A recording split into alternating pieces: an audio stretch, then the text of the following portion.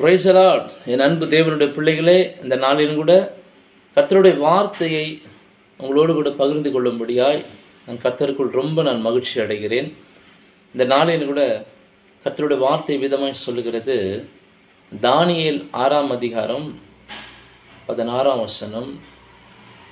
அப்பொழுது ராஜா கட்டளையிட அவர்கள் தானியேலை கொண்டு வந்து சிங்கங்களின் கெபியிலே போட்டார்கள்.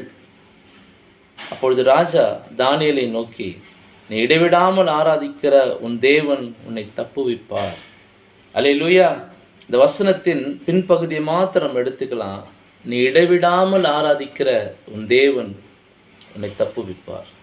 இதுவரைக்கும் நீ தப்பிக்கலை. அந்த பிரச்சனை நடுவில் தான் இருக்கிற.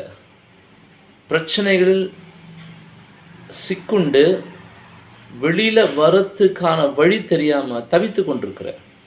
நல்லா நான் ஆவியில் உணர்கிறேன். சிங்கங்களின் கெபியில் தான் இருக்கிற. அந்த மாதிரியான சூழ்நிலை. உன்னை விடுவிக்க யாருமே கிடையாது. நீ பல முயற்சி எடுத்தும் அதில் தோற்று போயிட்ட.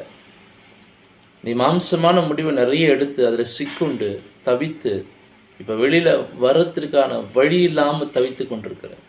இதுதான் வசனம் சொல்லுது. நீ இடைவிடாமல் ஆராதிக்கிற உன் தேவன் உன்னை தப்புவிப்பார். நீ செஞ்சது எல்லாமே கர்த்தருக்கு தெரியும். கர்த்தரிடத்தில் கேட்டு நீ எதையுமே செய்யலை. நீயா முடிவெடுத்து செஞ்சிட்ட. அதுக்கான பிரயாசத்தை தான் இப்போ வேதனையோடு கூட நீ பெற்றுக்கொண்டிருக்கிற. ஆனாலும் கர்த்தர் உன்னை கைவிட மாட்டார். நம்ம நோக்கி கூப்பிடுகிற யாவருக்கும் அவர் சமீபமாக இருக்கிறார். உன்னை உயர்த்தவும் உன்னை மகிமைப்படுத்தவும் உன்னை பூரணமாக இந்த உலகத்தில் உன் ஆயுசு நாட்களில் வாழ வைக்கவும் தான் கர்த்தர் நமக்காக வந்தார். ஆனாலும் நம்ம எடுத்த சில முடிவுகள் கர்த்தருக்கு பிரியமில்லாத காரியங்கள், சிங்கங்களின் கெபியில் இருக்கிற சூழ்நிலை இருக்குது. ஆனாலும் கர்த்தர் சொல்கிறார், நான் உன்னை விடுவிப்பேன், நான் உன்னை விடுவிப்பேன். உன் பிரயாசத்தெல்லாம் நீ விட்டுடு. உன் பிரயாசத்தை நீ விட்டுடு.